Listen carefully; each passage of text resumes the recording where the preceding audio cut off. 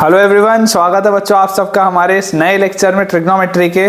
और जैसा कि आपको बच्चों याद ही होगा कि हमने जो पिछला लेक्चर था उसमें हमने ट्रिग्नोमेट्री के बेटा काफ़ी सारे अलग अलग टाइप्स देखे थे रेंज निकालने के, और हमने काफ़ी सारे उसमें सवालों की प्रैक्टिस भी की थी। तो आज बच्चों हम कुछ सवाल और करने वाले हैं, थोड़े ये अलग तरीके के सवाल हैं, और उसके बाद फिर हम अपना एक नया टॉपिक भी आज स्टार्ट करेंगे।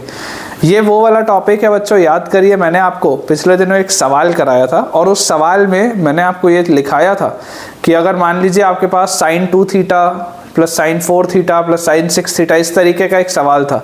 आई believe sin 2π/7 plus sin 4π/7 plus sin 6π/7 ऐसा वाला एक सवाल था। और उसमें मैंने आपको बोला था कि ये अभी आपको डिफिकल्ट लग रहा है, लेकिन जिस दिन वो मैं आपको टॉपिक करा दूंगा उस दिन आपको आसान लगेगा। तो आज ये वाला भी अपन टॉपिक करेंगे which is summation of the sine series, है ना। उस टॉपिक का नाम है समेशन ऑफ साइन सीरीज और समेशन ऑफ कोसाइन सीरीज, वो भी हम आज ही करेंगे। तो बेटा विदाउट वेस्टिंग एनी टाइम हम अपना आज का लेक्चर रिज्यूम करते हैं। हमारे पास जो पहला सवाल है आज के लेक्चर का, फर्स्ट क्वेश्चन बेटा हमें लिखा है फाइंड द रेंज ऑफ, आपको रेंज बताना है। ये अलग तरीके के सवाल है। Find the range of x plus y, find the range of x plus y, आपको x प्लस वाई का रेंज बताना है if x square plus y square equal to 1। हमारे पास ये सवाल है बेटा, ठीक है ना। ये हमारे पास सवाल है कि अगर x square plus y square 1 है तो x प्लस वाई का क्या रेंज होगा। अगर x square plus y square 1 है तो x प्लस वाई का क्या रेंज होगा। अब ऐसे सवालों में बेटा आपको थोड़ा सा ना अप्रोच आपको थोड़ा सा समझना पड़ेगा कि किस तरीके से मैं सवाल को अप्रोच कर रहा हूं। आप सोच के देखिए, ये जो x square plus y square equal to 1 लिखा हुआ है, ये जो x square plus y square equal to 1 लिखा हुआ है, क्या मैं यहाँ पर x को cos थीटा और y को sin थीटा रख सकता हूँ क्या? सोच के देखो, क्या मैं x को cos थीटा और y को sin थीटा रख सकता हूँ या नहीं रख सकता हूँ। सिर्फ आप ये सोच के देखिए कि कैन x भी kept as cos theta and y भी केप्ट एज sin थीटा। जैसे ही आप ये रखेंगे तो आप बेटा ये पाएंगे कि देखिए ये आपके पास बन जाएगा cos square theta plus sin square theta equal to 1, जो कि बिल्कुल सही बात है। cos square theta plus sin square theta तो 1 होता है, बिल्कुल सही बात है। तो ये चीज़ मैं रख सकता हूँ।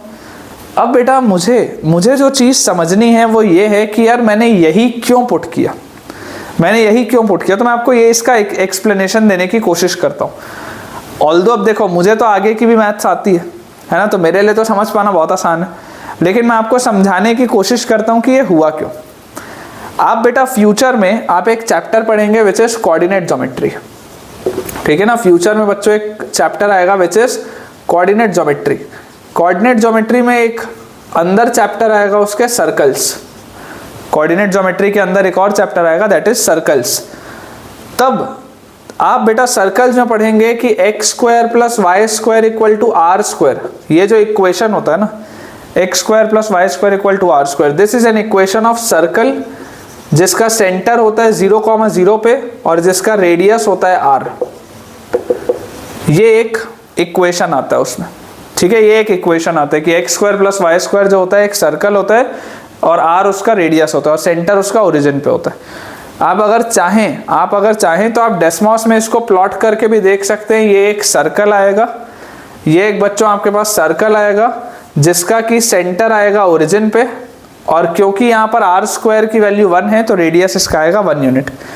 अब अगर बेटा इसका रेडियस 1 यूनिट का आएगा, मतलब आप सोच कर देखो ध्यान से कि अगर इसका रेडियस 1 यूनिट है, इसका मतलब क्या है, ये आएगा 1,0, ये आएगा 0,1, ये आएगा 0,-1, ये आएगा -1,0। ये आपके पास बेटा 4 कोऑर्डिनेट्स आएंगे सर्कल के। अब आपको क्या बोला जा रहा है कि आपको x प्लस वाई का रेंज बताना है। आपको बेटा बोला जा रहा है कि आपको रेंज बताना है x प्लस वाई का अगर x square plus y square equal to 1 है। If x square plus y square equal to 1, तो आपको बोला जा रहा है कि आप x प्लस वाई का रेंज बताइए। तो मैंने आपको क्या बोला कि मैं यहाँ पर x को cos थीटा और y को sin थीटा रख सकता हूँ। ये मैं आपको क्यों बोल रहा हूँ, क्योंकि मुझे पोलर कोऑर्डिनेट के कंसेप्ट से पता है।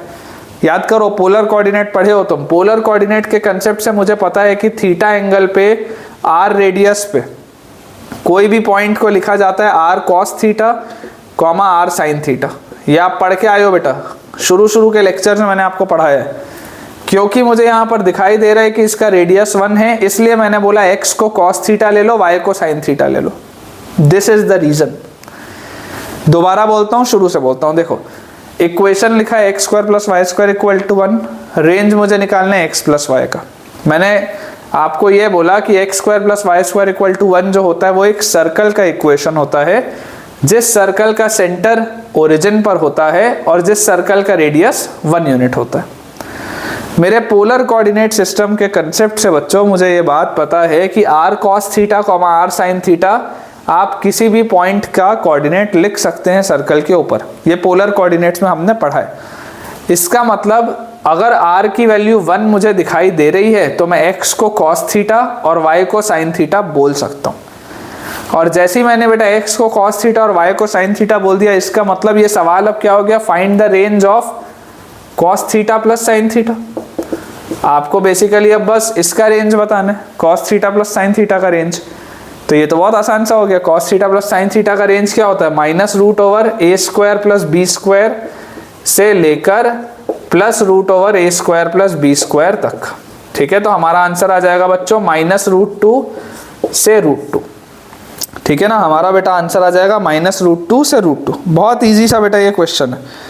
ठीक है, बहुत आसान सा क्वेश्चन है। हमारे पास आंसर आ जाएगा -√2 से √2। इसी पैटर्न का बेटा देखो मैं आपको एक सवाल और कराता हूँ ताकि आपकी अंडरस्टैंडिंग उसमें और अच्छे से हो पाए। अपन अगला सवाल देखते हैं सेम पैटर्न का। अगेन आपको बेटा रेंज ही बतानी है, मैं थोड़ा सा बस सवाल चेंज कर देता हूँ, बाकी कंसेप्ट बिल्कुल वैसी रहेगा। ठीक है ना, बस मैं थोड़ा सा सवाल चेंज कर रहा हूँ आपके लिए, बाकी कंसेप्ट बेटा सेम रहेगा ताकि हमारी प्रैक्टिस हो पाए। ठीक है, आज हम नए तरीके के सवाल करेंगे और जो आखिरी के अब बस कुछ टॉपिक्स बचे हैं इस चैप्टर के वो हम करेंगे, क्योंकि ऑलमोस्ट बेटा इस चैप्टर के हम कंप्लीशन पे पहुंच चुके हैं। ठीक है ना, इस चैप्टर के अपन ऑलमोस्ट कंप्लीशन पे पहुंच चुके हैं, बहुत ज़्यादा बचा नहीं है इसमें।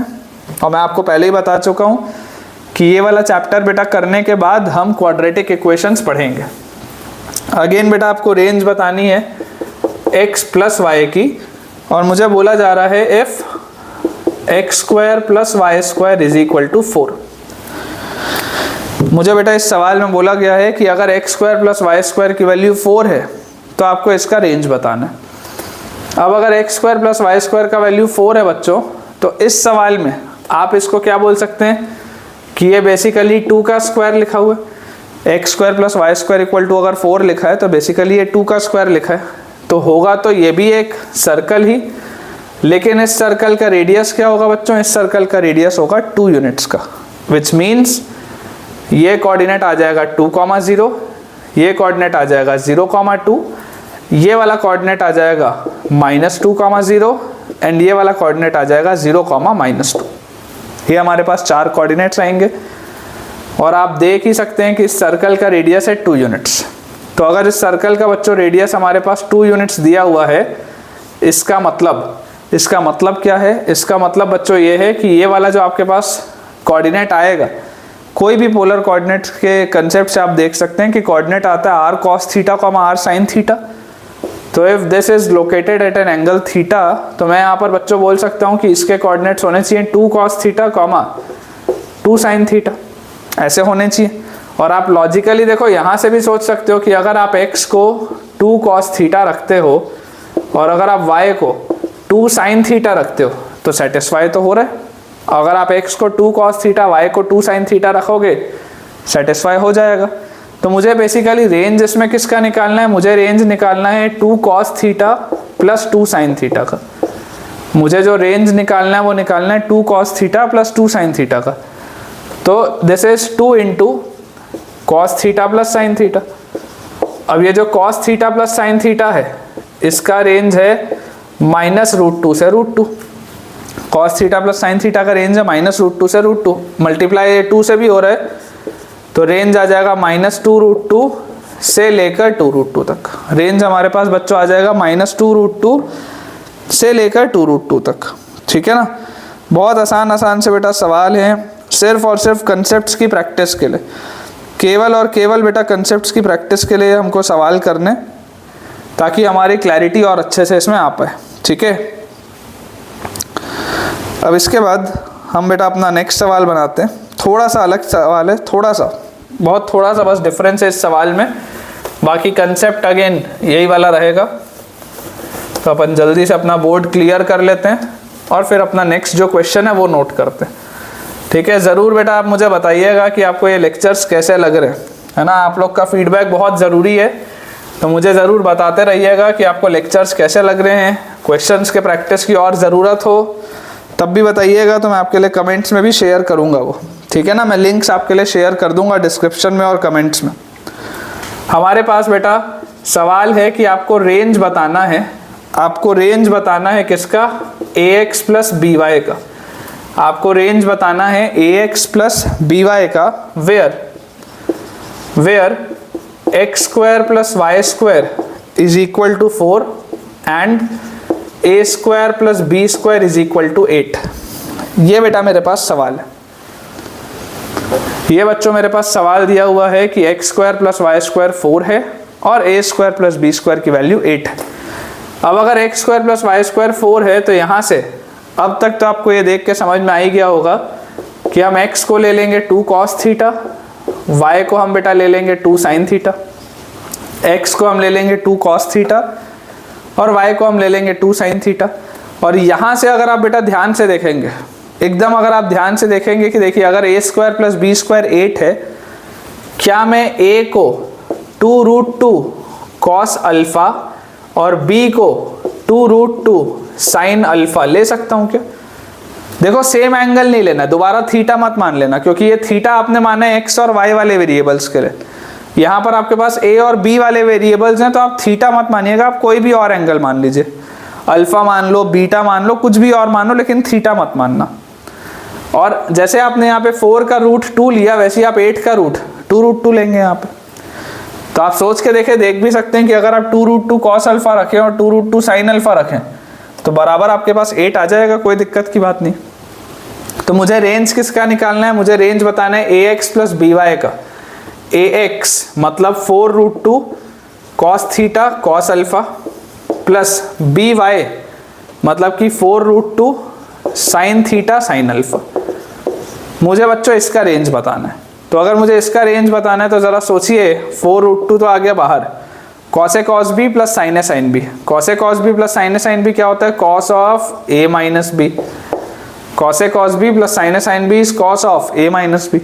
अब ये जो बच्चों आपके पास cos of theta minus alpha आया, यार ये तो -1 से 1 के बीच में होगा। cos तो -1 से 1 के बीच में होता है और उसके आगे 4√2 मल्टीप्लाई हो रहा है, मतलब ये पूरी चीज -4√2 से लेकर 4√2 के बीच में आनी चाहिए। ये जो पूरी की पूरी चीज है ये -4√2 से लेकर 4√2 के बच्चों बीच में आनी चाहिए। ठीक है ना, ये बहुत सिंपल सा सवाल है। इसके बाद ये तो हो गए बेटा अपने 3 सवाल इस तरीके के हो गए, आसान से सवाल थे। थोड़े से बेटा अब अपन डिफरेंट क्वेश्चंस करते हैं, रेंज के ही करेंगे लेकिन थोड़ा सा डिफरेंट रहेगा। अब अगला जो सवाल है, अलग अलग कंसेप्ट हम बेटा सीखने की कोशिश कर रहे हैं, है ना। हम अलग अलग बेटा कंसेप्ट सीखने की कोशिश कर रहे हैं कि हम मैक्सिमम जितने कंसेप्ट सीख जाएं उतना अच्छा है हमारे लिए। देखिए आपके पास बेटा नेक्स्ट सवाल है कि y is equal to 1 plus cos 2x plus 8 sin square x divided by sin 2x। दोबारा लिख देते हैं, 1 plus cos 2x plus 8 sin square x by sin 2x where x belongs to 0 से π/2। x जो है बच्चों वो 0 से π/2 के बीच में, x बिलोंग्स टू 0 से π/2। आपको इसका रेंज बताना है, ठीक है ना बच्चों, आपको इसका रेंज बताना है कि इसका रेंज क्या होगा, ये सवाल है। अब देखिए आपको बेटा एक बात पता है, क्या पता है आपको ये पता है कि ये जो 1 प्लस cos 2x है, क्या इस 1 प्लस cos 2x को मैं 2 cos स्क्वायर x लिख सकता हूँ क्या? 1 प्लस cos 2x को मैं 2 cos स्क्वायर x लिख सकता हूँ। उसके साथ 8 sin स्क्वायर x वैसे का वैसे ही रहने देते हैं। नीचे देखो sin 2x है, क्या इसको मैं 2 sin x cos x लिख सकता हूँ क्या? ये लिख सकता हूँ। यहाँ पर देखो स्पेसिफिकली दिया हुआ है कि x जो है वो 0 से π/2 में है। 0 से π/2 बच्चों मतलब होता है पहला क्वाड्रेंट। 0 से π/2 का मतलब होता है फर्स्ट क्वाड्रेंट। और आपको एक बात पता है कि फर्स्ट क्वाड्रेंट में सारे ही ट्रिग्नोमेट्रिक रेशियोज क्या होते हैं? पॉजिटिव होते हैं। तो पहला क्वाड्रेंट है तो सारी ट्रिग्नोमेट्रिक रेशियोज तो पॉजिटिव होंगे। अब देखो इसमें बच्चों से गलती क्या होती है मैं आपको बता रहा हूँ। सबसे पहले तो आप ये 2 का फैक्टर काट सकते हो सेफली, इसमें कोई प्रॉब्लम नहीं है। तो y आपके पास आ गया cos square x plus 4 sin square x upon sin x cos x, ये आपके पास बेटा आ गया। अब बच्चे इसमें कैसी गलती करते हैं मैं आपको बता देता हूँ। बच्चे ना बेटा इसको थोड़ा बहुत कॉम्प्लिकेट कर देते हैं। मेरे हिसाब से, मेरे नॉलेज से ना बच्चे कई बार इस सवाल को अननेसेसरी कॉम्प्लिकेट कर देते हैं। आपके पास देखिए बहुत सारे बेटा तरीके हैं इसको सॉल्व करने के। जैसे कुछ बच्चे इसको कैसा करेंगे, इसको लिख देंगे कि यार cos square x plus sine square x को 1 कर दो और उसके बाद यहाँ पर आप लिख लो सर 3 साइन स्क्वायर x बचेगा और नीचे आप 2 लिख लो और 2 साइन x cos x को आप साइन 2x लिख लो। तो आप इसको ऐसा लिख लो 1/2 और 2 साइन x cos x को साइन 2x कर लो। कई बार बच्चे ऐसा भी लिखते हैं और उसके बाद वो बोलते हैं कि सर इस साइन स्क्वायर x को cos 2x में कन्वर्ट कर लो और फिर कुछ कुछ करके इवैल्यूएट करो। ऐसे में सवाल अटकता है ना। ये सब अगर आप करोगे ना, कि अगर आप बोलोगे कि यहाँ से आप सर इसको ऐसा लिख लो कि ट्वाइस ऑफ 1 प्लस ये 3 है और इसको बाय 2 कर लो और साइन स्क्वायर x को, ये 2 साइन स्क्वायर x को आप लिख लो 1 माइनस कॉस 2x और ये पूरे को आप साइन 2x से डिवाइड कर दो। तो ये सब अगर कोई बच्चा करेगा ना तो ये सवाल आपका अटकेगा, ये सवाल आपका अटकेगा क्योंकि ये 1 बाय साइन 2x आएगा, यहाँ पर बेटा कॉट ऑफ 2x आएगा, ये सवाल आपका फंस जाएगा। लेकिन जो एक होशियार बच्चा होता है ना बेटा, वो कोई भी चीज को सोचता है, वो होशियार बच्चा कोई भी चीज को सोचता है कि चल क्या रहा है।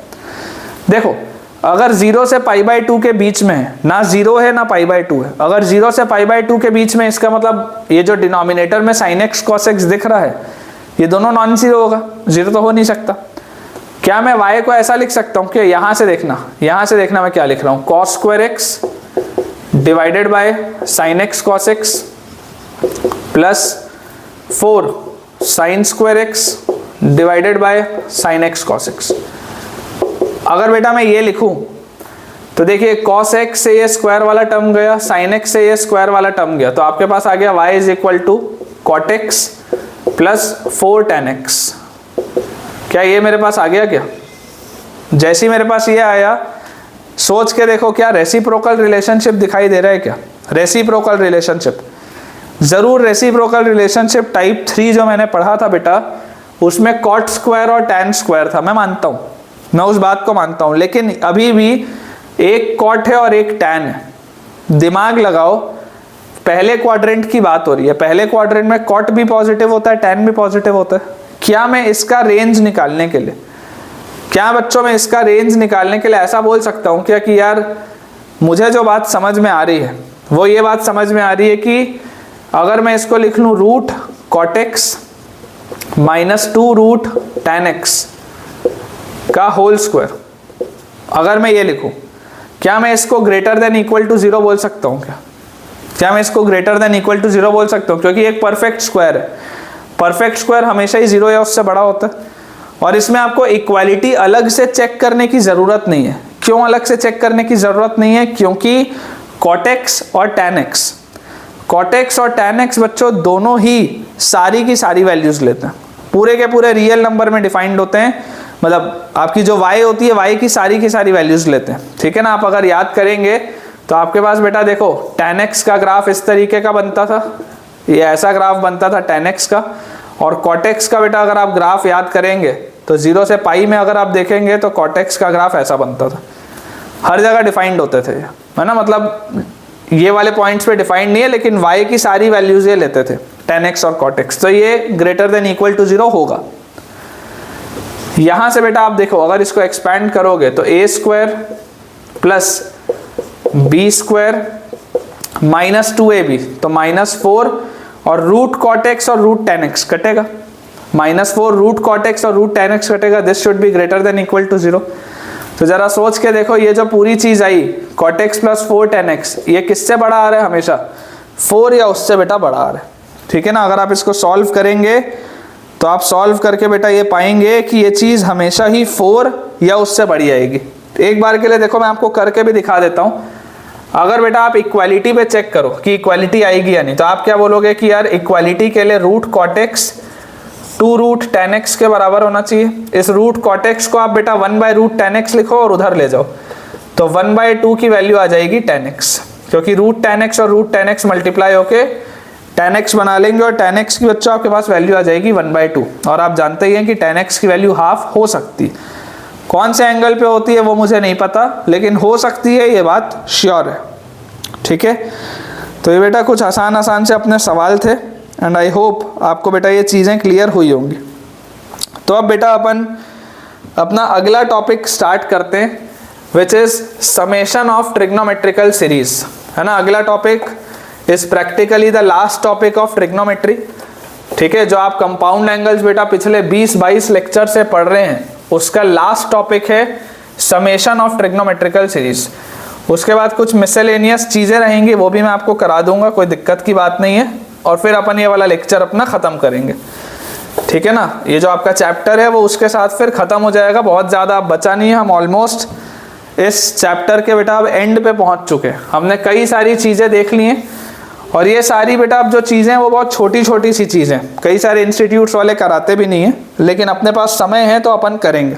ठीक है, मान लीजिए बेटा टॉपिक तो आपके पास ये है summation of trigonometrical series, summation of trigonometrical series.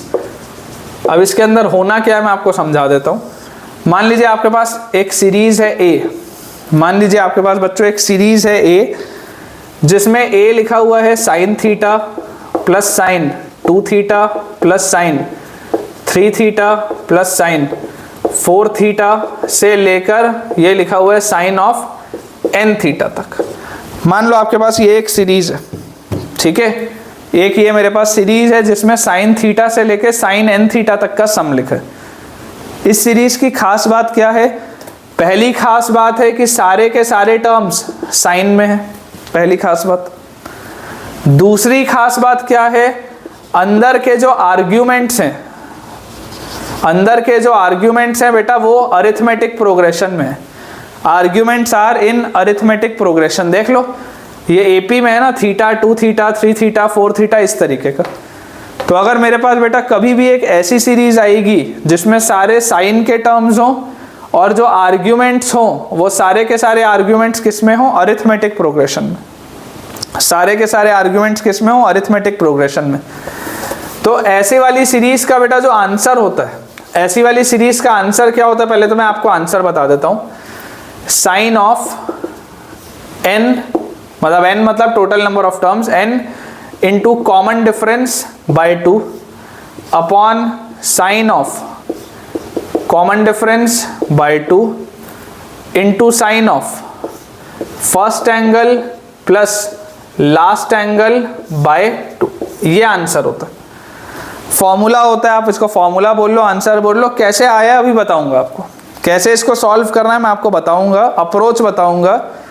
लेकिन पेपर में, एग्जाम में अगर मुझे ये रिजल्ट याद हो तो ज़्यादा बेहतर है। आप इसको डिराइव करने जाओगे, समय खराब होगा आपका पेपर में और हो सकता है डेरिवेशन गलत भी हो जाए। दोबारा मैं फॉर्मूला रिपीट कर रहा हूँ। साइन ऑफ n, n क्या है? Total number of terms, n is total number of terms. Sine of n into common difference by 2। Common difference किसका? ये जो अंदर वाले अरिथमेटिक प्रोग्रेशन में उसका। तो sine of n into common difference by 2, ठीक है, ये n है, n मल्टीप्लाई हो रहा है कॉमन डिफरेंस के साथ और ये पूरा साइन के अंदर है, divided by sine of common difference by 2 और multiplied by sine of first angle, first angle plus last angle, last angle by 2। ये इसका फॉर्मूला होता है। अब सवाल ये उठता है कि ये फॉर्मूला आया कहाँ से? तो अपन इसको बेटा क्लियर कर लेते हैं और पहले अपन अपने फॉर्मूला को डिराइव करते हैं। ठीक है ना, इसको क्लियर करके हम अपने फॉर्मूला को डिराइव करते हैं और उसके बाद एग्जाम में बेटा, एग्जाम में आप डेरिवेशन के लिए बैठेंगे नहीं। एग्जाम में कभी भी बेटा आप डेरिवेशन के लिए नहीं बैठेंगे। ये एक ऐसा रिजल्ट है जो आपको याद होना चाहिए। मैं आपको क्लियरली बोल रहा हूँ, ये आपको याद होना चाहिए। अप्रोच होता है बेटा, अप्रोच होता है multiply both sides by 2 sine of smallest angle 2 sine of smallest angle by 2। ये अप्रोच है। क्यों ऐसा किया अभी आपको पता चलेगा। 2 sine of smallest angle by 2 मतलब कि स्मॉलेस्ट एंगल अगर थीटा है तो मैं आपको बोल रहा हूं कि 2 साइन थीटा बाय 2 से आपने मल्टीप्लाई कर दिया। LHS में भी, तो LHS में आपके पास आ गया 2 साइन थीटा बाय 2 इंटू ए, और RHS में भी 2 साइन थीटा बाय 2 से आपने बेटा मल्टीप्लाई कर दिया इस पूरी सीरीज को। कौन सी सीरीज को? Sine theta plus sign 2 theta plus sine 3 theta plus sign 4 theta से लेकर साइन n थीटा तक आपने इस सीरीज को इससे मल्टीप्लाई कर दिया 2 साइन थीटा बाय 2 से। ये करने से मुझे फायदा क्या हुआ, ध्यान से देखो। ये करने से बेटा मुझे फायदा हुआ 2 sine A sine B. 2 sine A sine B, 2 sine A sine B क्या होता है? Cos A minus B minus cos A plus B. तो ये आ जाएगा cos A minus B. A minus B आप करोगे तो डायरेक्टली लिख रहा हूं थीटा बाय 2 आएगा।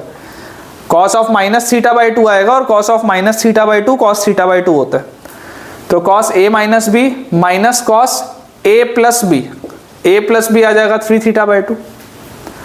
उसके बाद again 2 sine A sine B, तो 2 साइन ए साइन बी क्या आएगा? Cos A minus B. Cos A minus B करोगे तो माइनस 3 थीटा बाय 2 आएगा, लेकिन कॉस के अंदर है तो फर्क नहीं पड़ता, डायरेक्टली कॉस 3 थीटा बाय 2 लिख देते हैं। 2 sine A sine B cos A minus B minus cos A plus B, मतलब ये आ जाएगा 5 थीटा बाय 2।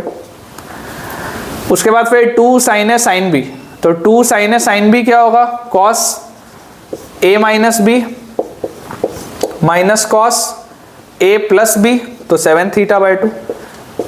और इस तरीके से आप बेटा देखिए आगे जैसे बढ़ते जाएंगे, लास्ट में क्या आएगा? 2 sine A sine B, last में आएगा कॉस ए माइनस बी, मतलब कि theta by 2 minus N theta, cos A minus B minus cos A plus B, मतलब theta plus N theta by 2। ये आपके पास आ जाएगा। अब आप बेटा अगर ध्यान से देखेंगे तो देखिए कैसे पैटर्न में नंबर्स कट रहे हैं।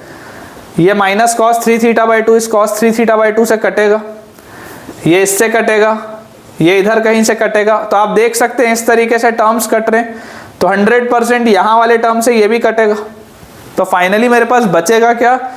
मेरे पास बचेगा, देखो LHS में है 2 sine theta by 2 multiplied by A, और RHS में बेटा क्या है? Cos theta by 2 minus cos of theta plus N theta by 2। ये आपके पास है ना, ये आपके पास आ जाएगा 2 sine A sine B cos A minus B minus cos A plus B. ठीक है, कुछ गलत लिख दिया मेरे ख्याल से, एक बार देख लेते हैं। 2 साइन ए साइन बी अगर करेंगे तो कॉस ए माइनस बी, ये तो ठीक था, माइनस कॉस ए प्लस बी। यहाँ पर बेटा ये थीटा बाय 2 होगा, यहाँ पे theta by 2 plus N theta होगा। ठीक है ना, यहाँ पे ये theta by 2 plus N theta होगा, कॉस ए प्लस बी आप करोगे तो यहाँ से आपके पास देखो क्या आया? 2 sine theta by 2 multiplied by A should be equal to क्या आ रहा है मेरे पास? Cos D minus cos C. Cos D minus cos C क्या होता है? 2 sine C plus D by 2, तो C plus D by 2 sine C minus D by 2। C minus D by 2 मतलब theta by 2 plus N theta, C minus D by 2, ये मेरे पास आ जाएगा। और बेटा यहां से देखो मैं क्या देख सकता हूं कि ये 2 से 2 तो गया, तो a इज इक्वल टू, ध्यान से देखो क्या लिख रहा हूं, साइन ऑफ थीटा बाय 2 और थीटा बाय 2, थीटा हो गया तो theta plus N theta by 2 into sine of, ये थीटा बाय 2 और थीटा बाय 2 कट गया तो एन थीटा बाय 2 अपॉन ये नीचे आएगा साइन थीटा बाय 2।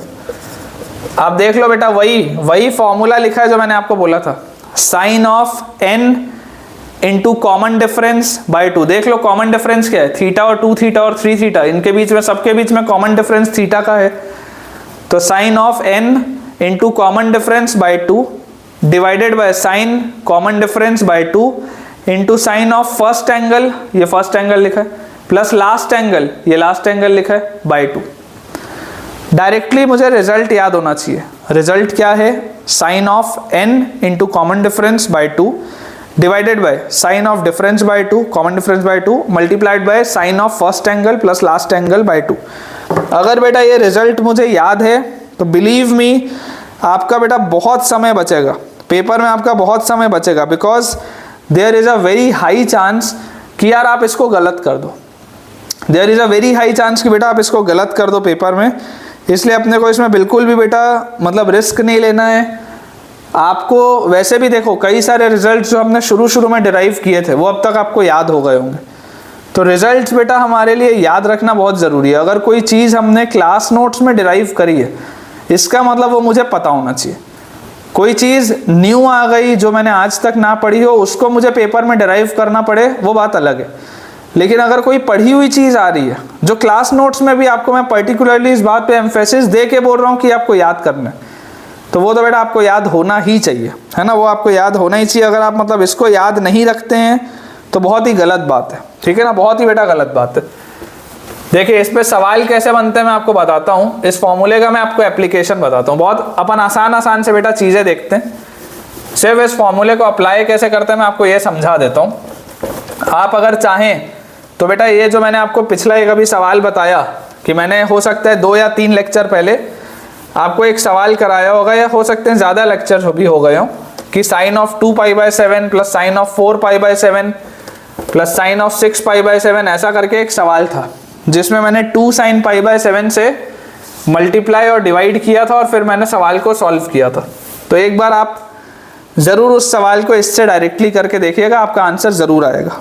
जैसे मान लो मेरे पास एक बहुत ही सिंपल सा क्वेश्चन है इवैल्यूएट का, बहुत ही इजी सा बेटा क्वेश्चन है मेरे पास इवैल्यूएट का।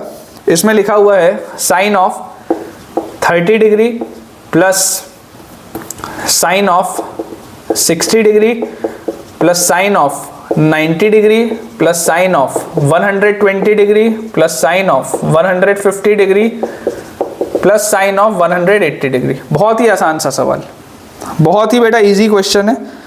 अब मैं आपको सिर्फ सिखा रहा हूँ कि फॉर्मूला अप्लाई कैसे करते हैं। देखिए टोटल नंबर ऑफ टर्म्स कितने हमारे पास, टोटल नंबर ऑफ टर्म्स 6 हैं, तो टोटल नंबर ऑफ टर्म्स तो 6 हो गए।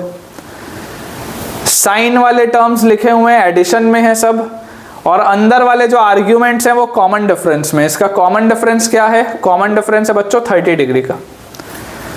फॉर्मूला मेरा क्या बोलता है? फॉर्मूला बोलता है sine of n into common difference by 2 divided by sine of common difference by 2 multiplied by sine of first angle plus last angle by 2।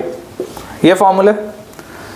तो यहां से देखिए 2 और 6 कटेगा, 3 आएगा, तो ये तो आ गया sine 90 degree divided by sine 15 degree. और उसके बाद यहाँ पर बेटा अगर आप देखेंगे तो साइन ऑफ 30 और 180, 210 बाय 2 साइन 105 डिग्री। अब आप इस बात को जानते हैं साइन 90 तो 1 होता है, साइन ऑफ 105 को बेटा आप लिख सकते हैं साइन ऑफ 90 प्लस 15, और साइन ऑफ 90 प्लस थीटा होता है कॉस थीटा। तो this is cos 15 divided by sine 15, और कॉस 15 बाय साइन 15 होता है बच्चों कॉट 15। और अगर बेटा आपसे कोई कॉट 15 की वैल्यू पूछे तो याद करो tan 15 होता था 2 माइनस √3, कॉट 15 होता है 2 प्लस √3। याद होना चाहिए, डेराइव किया है बेटा आपने क्लास में। tan 15 होता है 2 माइनस √3, कॉट 15 होता है 2 प्लस √3। तो हमारा इसका आंसर क्या आएगा? 2 प्लस √3 आएगा। अगर मुझे रिजल्ट याद है तो मैंने डायरेक्टली निकाल लिया, अदरवाइज मुझे क्या करना पड़ता? एक एक को लिखना पड़ता कि साइन 30 हाफ है, साइन 60 √3/2 है, साइन 90 1 है, साइन 120 को क्या लिखता? 180 माइनस 60 मतलब साइन 60 √3/2 है। उसके बाद 150 को क्या लिखता? 180 माइनस 30 मतलब साइन 30, हाफ लिखता है इसको, और साइन 180 होता है 0। फिर ये √3/2 और ये वाला √3/2 मिला के √3 बनाते, हाफ और हाफ 1 और 1 2 बनाते, तो वही तो आंसर है, वही तो आंसर आया। तो रिजल्ट का डायरेक्ट यूसेज क्या है मैंने आपको वो बताया, ठीक है ना। कई बार वैल्यूज़ थोड़ी सी बेटा उटपटांग सी होती है, कई बार जो वैल्यूज़ हमारे पास होती हैं वो थोड़ी सी उटपटांग सी होती हैं, तो उसके लिए अगर मुझे डायरेक्ट रिजल्ट याद हो तो बहुत ही अच्छी बात है, ठीक है ना। डायरेक्ट रिजल्ट बेटा अगर याद हो तो समय बचता है। अब मैं इसमें आपको एक इम्पॉर्टेंट नोट पॉइंट भी बता देता हूँ ताकि आपको और चीज़ें अच्छे से क्लियर हो जाए। एक इसमें बेटा इम्पॉर्टेंट आपके पास अभी नोट पॉइंट भी है। देखिए आपने अभी अभी जो डिराइव किया, आपने ये देखा कि यार अगर मेरे पास एक सीरीज है sine theta plus sign 2 theta plus sine 3 theta से लेकर साइन ऑफ n थीटा तक, अगर ये मेरे पास एक सीरीज है टोटल n टर्म्स की जिसमें कॉमन डिफरेंस थीटा है, तो इसका आंसर क्या आता है, sine of n into common difference by 2 upon sine of common difference by 2 into sine of first angle plus last angle by 2। ये मेरे पास फॉर्मूला आता है, ठीक है। नोट पॉइंट बेटा ये है, नोट पॉइंट ये है कि if theta is equal to 2 pi by n, if theta is equal to 2 pi by n, अगर थीटा 2 पाई बाय n हो गया तो a का वैल्यू 0 हो जाएगा। अगर थीटा का वैल्यू बेटा 2 पाई बाय n हो गया तो a का वैल्यू 0 हो जाएगा। रख के देख लो, अगर आप थीटा को 2 पाई बाय n रखोगे तो आपके पास क्या आएगा, sine of n into theta मतलब 2 पाई बाय n और बाय 2 भी है यहाँ पे, divided by sine of 2 pi by n और एक 2 भी है आपके पास, multiplied by sine of 2 pi by n plus n into 2 pi by n upon 2 भी है, ये आपके पास आएगा। आप तो सिर्फ ये वाले ब्रैकेट को पकड़ो, ये वाले को देखो, n बाई 2 से कटा, साइन पाई बचा। साइन पाई क्या होता है, 0 होता है। अगर साइन पाई 0 होता है तो ये पूरे का आंसर क्या आ जाएगा, 0 आ जाएगा। इसका मतलब क्या है, इसका मतलब ये है कि मान लो अगर मैं बोलता हूँ n की वैल्यू, लेट अस से n की वैल्यू मैं बोलता हूँ 5, लेट अस से बेटा मैं आपको बोलता हूँ n की वैल्यू 5 है, तो इसमें टोटल नंबर ऑफ टर्म्स कितने होंगे, 5 होंगे। तो थीटा क्या आ जाएगा, थीटा आ जाएगा आपके पास 2 पाई बाय 5। जरा सोचो, अगर मैं आपको बोलूं एक सीरीज है sine of 2 pi by 5 plus sine of 4 pi by 5 plus sine of 6 pi by 5 plus sine of 8 pi by 5 और plus sine of 10 pi by 5। 5 terms हैं, देख लो 5 टर्म्स हैं, और theta 2 theta 3 theta 4 theta 5 theta के form से मैंने ये लिख दिया इसको। तो नोट पॉइंट ये बोलता है कि इस सीरीज का सम 0 होना चाहिए। क्यों 0 होना चाहिए, देख लो, आप करके देख लो। ये साइन ऑफ 2 पाई लिखा है, ये तो 0 होगा, ठीक है। अब आप यहाँ पर देखो, ये 2 पाई बाय 5 लिखा है, ये 8 पाई बाय 5 लिखा है। ये जो 2 पाई बाय 5 लिखा है, ये 8 पाई बाय 5 लिखा है। क्या इसको मैं sine of 2 pi minus 2 pi by 5 बोल सकता हूँ क्या, देखो वही तो लिखा है, 5 into 2 10 pi minus 2 pi 8 pi by 5।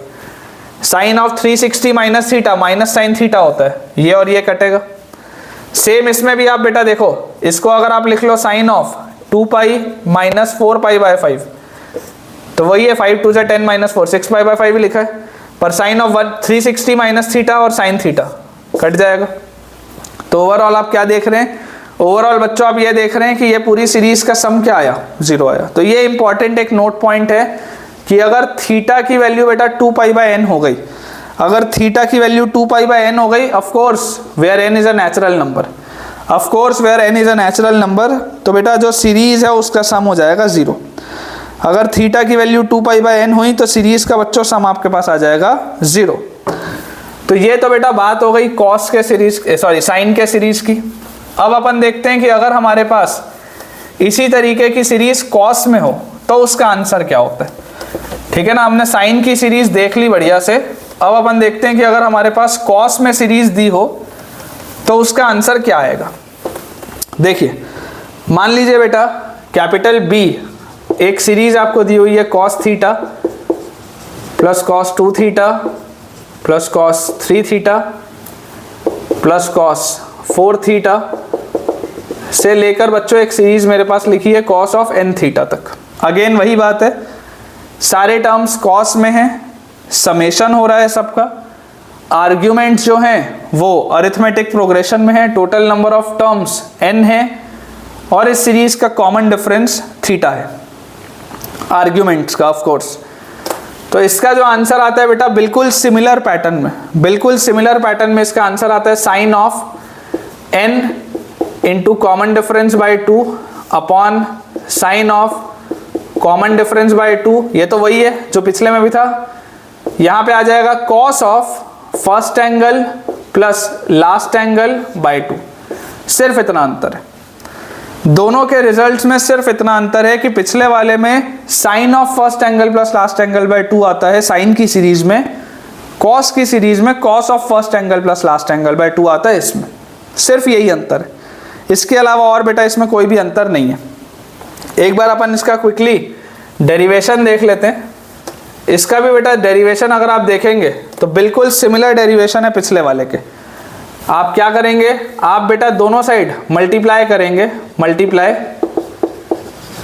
2 sine smallest angle, 2 sine smallest angle by 2 से, 2 साइन स्मॉलेस्ट एंगल बाई 2 से आप मल्टीप्लाई करेंगे। जैसे ही बेटा आपने ये किया तो यहां से देखिए आपके पास क्या आ गया, 2 साइन थीटा बाई 2 से आपने मल्टीप्लाई कर दिया। ये डेरिवेशन सब बेकार है, डेरिवेशन सब कुछ बेकार है बेटा। आपको अपना दिमाग सिर्फ और सिर्फ रिजल्ट को याद रखने में करना है, क्योंकि ये मैं आपको सिर्फ करवाने के लिए करवा रहा हूँ। आपको रिजल्ट याद होना बहुत ज़्यादा ज़रूरी है। हमारे पास देखो क्या आ गया, 2 साइन थीटा बाई 2 और यहाँ पर देखो क्या आ जाएगा, 2 साइन थीटा बाई 2 से मैंने जैसे ही इसको मल्टीप्लाई किया, अंदर सीरीज क्या लिखी हुई है, cos theta plus cos 2 theta plus cos 3 theta plus cos 4 theta से लेकर ये सीरीज चली कॉस n थीटा तक, ये मेरे पास आ गया। तो यहाँ से आप बेटा देख सकते हैं, देखो 2 साइन ए कॉस बी, 2 साइन ए कॉस बी क्या होता है, sign A plus B plus sine A minus B. 2 sine A cos B sign A plus B plus sine A minus B.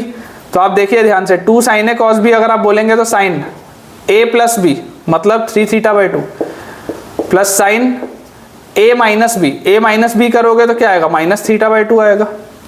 दोबारा देख लो, 2 sine A cos B sign A plus B plus sine A minus B, फिर 2 sine ए cos B क्या आ जाएगा, sign A plus B plus sine A minus B, तो यहाँ आ जाएगा minus 3 theta by 2, क्योंकि sign के अंदर साइन ऑफ माइनस थीटा और साइन थीटा सेम नहीं होता है। कॉस ऑफ माइनस थीटा और कॉस थीटा सेम होता था, इसलिए मैं डायरेक्टली लिख दे रहा था पिछले वाले में, लेकिन इसमें डायरेक्टली नहीं लिख सकते। फिर वापस 2 साइन ए कॉस बी, तो साइन ए प्लस बी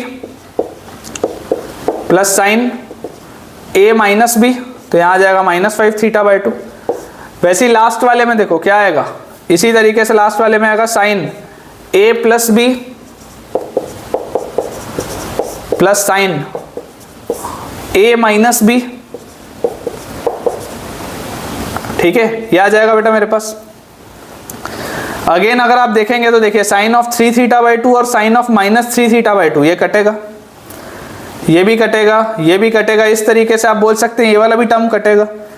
तो इफेक्टिवली मेरे पास देखिए क्या बच रहा है, 2 sine theta by 2 multiplied by B, इसकी वैल्यू मेरे पास क्या आ जा रही है बच्चों, यहाँ पर आपके पास बच रहा है sine of theta by 2 plus N theta, और आपके पास यहाँ पर बच रहा है माइनस साइन थीटा बाई 2, क्योंकि sine of minus theta by 2 को अपन माइनस साइन थीटा बाई 2 लिख सकते हैं। तो b क्या आ गया बेटा, b आपके पास आ गया, देखो sine c minus sine D, sine c minus sine D क्या होता है, 2 cos c plus D by 2, c plus D by 2, sine c minus sine D, 2 cos c plus D by 2 sine c minus D by 2, c minus D by 2, ठीक है, ये आ जाएगा। और divided bye ये 2 sine theta by 2 बच्चों नीचे उतर गया, तो देखो ये 2 से 2 तो गया, तो यहां से बेटा मेरे पास b की क्या वैल्यू आई, अगर आप ध्यान से देखेंगे तो कॉस ऑफ थीटा बाई 2 और theta by 2, theta plus N theta by 2, यहां पर आप देखेंगे तो साइन ऑफ थीटा बाई 2 और माइनस थीटा बाई 2 कटा, तो एन थीटा बाई 2 और divided by sine of theta by 2। तो मेरे पास आंसर आ रहा है, देखो सेम पैटर्न में, sine of n into common difference by 2 divided by sine of common difference by 2 multiplied by cos of first angle plus last angle by 2। आपको result याद रखना है बच्चों, मैं फिर बोल रहा हूँ, बार बार इस चीज़ को मैं बोल रहा हूँ, हमारा पर्पस जो है वो रिजल्ट को याद रखने का है। इस तरीके का डेरिवेशन पेपर में मैं उम्मीद नहीं करता कि आप करेंगे और आपको चीज़ें याद रहेंगी, है ना। पेपर में आप बेटा ये सब करेंगे तो बहुत तकलीफ आपको होगी। एक बढ़िया मैं आपको बेटा इसमें सवाल कराता हूँ, तो उससे आपकी अंडरस्टैंडिंग देखिएगा बहुत बढ़िया इंक्रीज हो जाएगी। एक मैं क्वेश्चन आपको कराता हूँ इसी का, उसका पूरा आंसर निकालने की ज़रूरत नहीं है, लेकिन अप्रोच, उसका अप्रोच बेटा बहुत ही शानदार है, ठीक है। इसी कंसेप्ट पर बेस्ड है, अप्रोच उसका बहुत ही शानदार है। पूरा आंसर हमको निकालने की ज़रूरत नहीं है, सिर्फ अप्रोच हमको बेटा समझ के चलना है, ठीक है ना। सिर्फ अप्रोच अपने को इसमें समझना है। देखिए, मान लीजिए आपको एक सवाल आ जाए सिंप्लीफाई, आपको सिंप्लीफाई करना है। एक सीरीज है a which is sine theta minus sine 2 theta plus sine 3 theta minus sine 4 theta plus sine 5 theta and so on till sine n theta तक। ये आपके पास सीरीज है। इसको भी आप लास्ट टर्म मत लिखो, टिल n टर्म्स लिख दो। ये आपके पास एक सीरीज है बच्चों n टर्म्स तक। आपको इसे सिंप्लीफाई करना है, ठीक है, आपको इसे सिंप्लीफाई करना है। आप तो अब ये समझो कि यार हमने तो जो सीरीज पढ़ी थी, हमारी वाली तो बेटा कोई भी सीरीज में, जो भी हमने सीरीज पढ़ी, हमारी वाली तो कोई भी सीरीज में बीच में माइनस नहीं आता था। हमारी वाली सीरीज में तो हमेशा सारे टर्म्स प्लस में होते थे, इधर तो माइनस माइनस में आ रहा है। तो मुझे इस सीरीज को अपनी वाली सीरीज में कन्वर्ट करना पड़ेगा। मुझे इस सीरीज को अपनी वाली सीरीज में बच्चों कन्वर्ट करना पड़ेगा। कैसे कन्वर्ट करेंगे? देखिए, अगर आपको बेटा इस सीरीज को अपनी वाली सीरीज में कन्वर्ट करना है तो मैं आपको ये बोलूँगा कि आप सोचो, पहले वाला साइन थीटा तो वैसे का वैसे ही लिखते हैं। ये जो माइनस साइन 2 थीटा लिखा है ना, माइनस साइन 2 थीटा, क्या मैं इसको plus sine pi plus 2 theta बोल सकता हूँ क्या? सोच के देखो, पाई प्लस 2 थीटा बोल सकते हैं। Sine of 180 plus theta minus sine theta होता है, आएगा तो वही। उसके बाद साइन 3 थीटा को क्या मैं साइन 2 पाई प्लस 3 थीटा बोल सकता हूँ क्या? बात तो वही है। साइन ऑफ 360 प्लस थीटा आएगा तो वही। प्लस साइन 4 थीटा यहाँ लिखा है माइनस के साथ, इसको मैं 3 पाई प्लस 4 थीटा बोल सकता हूँ क्या? देख लो, 3 पाई में से 2 पाई का तो कोई काम नहीं है। इफेक्टिवली तो sine of pi plus 4 theta लिखा है माइनस साइन 4 थीटा। इससे फायदा क्या हुआ? इससे फायदा क्या हुआ बच्चों? देखो, आपके पास टोटल नंबर ऑफ टर्म्स, आपके पास बेटा total number of terms n है। सारे के सारे टर्म्स अब समेशन में भी आ गए, तो समेशन वाली भी आपने चीज चेक कर ली जो होनी चाहिए थी। सारे के सारे टर्म्स साइन में भी हैं, ये भी बिल्कुल सही है। और अगर आप अरिथमेटिक प्रोग्रेशन देखो तो अरिथमेटिक प्रोग्रेशन में अगर ये थीटा है तो अगला है पाई प्लस 2 थीटा, उसके बाद है 2 पाई प्लस 3 थीटा। मतलब क्या मैं ये बोल सकता हूँ कि कॉमन डिफरेंस है इसका पाई प्लस थीटा। आप देख लो ध्यान से, पाई प्लस थीटा जुड़ता जा रहा है, थीटा में पाई प्लस थीटा जुड़ा, पाई प्लस 2 थीटा में पाई प्लस थीटा जुड़ा, 2 पाई प्लस 3 थीटा में पाई प्लस थीटा जुड़ा, ये जुड़ता जा रहा है। तो जरा बेटा सोचिए कि यार फर्स्ट एंगल क्या आ रहा है? फर्स्ट एंगल आपके पास आ रहा है थीटा। लास्ट एंगल क्या होगा? तो मुझे पता है nth term of an AP, nth term of an arithmetic progression क्या होता है? First term a plus n minus 1 into common difference is pi plus theta.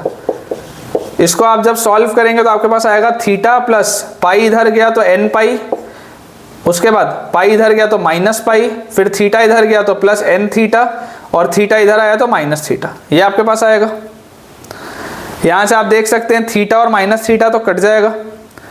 इसके बाद मेरे पास देखो क्या आ गया, अगर मैं यहाँ पर देखूँ बेटा तो दिस इज, इन दोनों में से, ये वाले दोनों में से n कॉमन अंदर आ गया पाई प्लस थीटा और minus pi.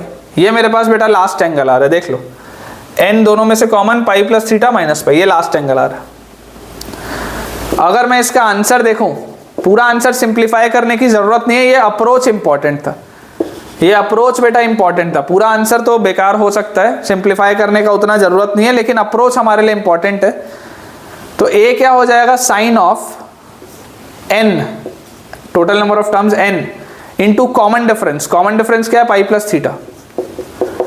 Sign of n into common difference by 2 divided by sine of common difference by 2 multiplied by sine of first angle is theta plus last angle is n into pi plus theta minus pi by 2।